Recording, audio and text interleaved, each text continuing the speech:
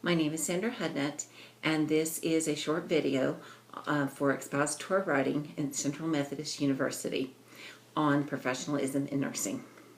According to Merriam-Webster, the simple definition of professionalism is the one who has the skill, good judgment, and polite behavior that is expected from a person who is trained to do a job well. No more is that important than in the field of nursing. Michael Baez, in 2010, post-professor of philosophy at Florida State University, deemed there is no real term for professionalism. Likewise, his assessment that all those people like chess players, garbage collectors, and NBA players may be in a profession and be proficient in it, it does not make them any more professional than if you sat in a garage would make you a car. With that being said, there is a study done at Wells that said that professionalism is a very fluid field. And this is ever so true because of the fact that you have to have these three quantities. You have to have the skill, the good judgment, and the polite behavior. Professionalism is somewhat like an onion. Yep, I said an onion. There is several different layers to it. There is the very outside. It looks like an onion, it smells like an onion, but when you peel it back, it is very, very thin. And it really is, there's no substance to it at all whatsoever. It is not until you begin to get down into the deep layers of the onion that you realize that the onion, well, is an onion, and that's what it's going to be. Same with professionalism. On the outside, you can look at somebody who is supposed to be professional. They look professional. They might have the clothes. They might have the speech. They might have the knowledge behind. But the question is do they have the skill? When you peel back this first layer of the onion and discard it, you will find that that professional isn't as professional as they begin to look. There's many different types of ethics.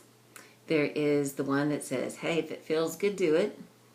There is the one that is a social contract. Then we have the one that is deontology. And out of those three, I think that the one that makes the most sense for me is social contract.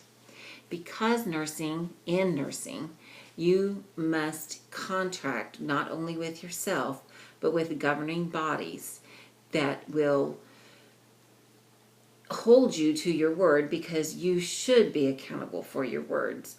But you are beholden to these governing bodies. You say, yes, I will do the job. Yes, I will do it correctly. And yes, I will do it with the instruction that I am given. You also have a contract of sorts, even though you don't sign an actual piece of paper.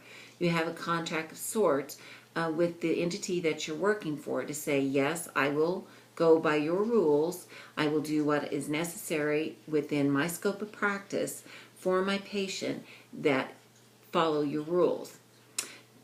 That doesn't mean there isn't any leeway to make sure that those rules are correct, and that way if something doesn't seem to be right in your professional opinion, you can then go back and say, I think we ought to look at this over again, because of course we know as nurses, if we do not assess and reassess, then, well, everything can be a mess. We need to be accountable for our actions. This is only one of the ways that just about, well, not only one way, but just about the only way that we can be absolute professionals is to be accountable for our actions and realize that human life is sacred above all else. Respecting other people is one of those things that we as nurses seem to want to do all the time. As we want to be respected, we want to respect other people. Now, in the case study that I was presented with, there were two different nurses. Of course, this is all hypothetical. One was not married. She had no children. The other one was not married and had 2 children. The one nurse decided that she was going to stay and work off of the clock, where the other one couldn't stay and work off the clock. When the first nurse, we'll call her Nurse A, decides to stay and work off the clock, two things happen. The hypothetical supervisors should realize that this is not something she should do, and because it is against the labor laws of the Fair Labor Standards, and it is against the law to do that. So hypothetically, these managers should have told her, no, you cannot do that. As far as the one that had children that could not stay and could not work extra on projects at work, there should have been a way for the managers to incorporate this person into making sure that she was able to be involved in projects. They both of the nurses in the scenario seemed to want to be able to forward their careers, but because one only did it by working extra and not getting paid for it, and the other one couldn't do it at all, you would naturally think that the manager in this scenario would take the time and figure out the best way for both of them to be able to work on different projects on company time without any interruption in their patients' well-being and health.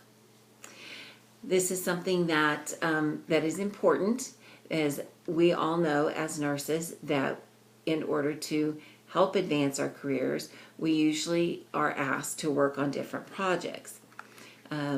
With that being said, it's also very important for our managers to make sure that we have time to do that, but within the rules, because if we do not go by the rules, then we will end up obviously on the outside of them. We want to make sure that we are accountable for our actions, and one of those ways to do that is to go by the rules. I would like to think that if I was in a scenario such as this, that my manager would want to make sure that I was going by the rules and they were going by the rules, so that we would not have to worry about whether I was off the clock working or whether I was on the clock working. I can say that the entity I work for now, should this happen, they would definitely not want me to be working off the clock, and that I would be expected to work within their confines and their rules and their social contract, and that they would provide the time for me to do and work on extracurricular activities other than taking care of my patients. I hope that this short video has helped to make some sense about professionalism in nursing, and I bid you all a good day.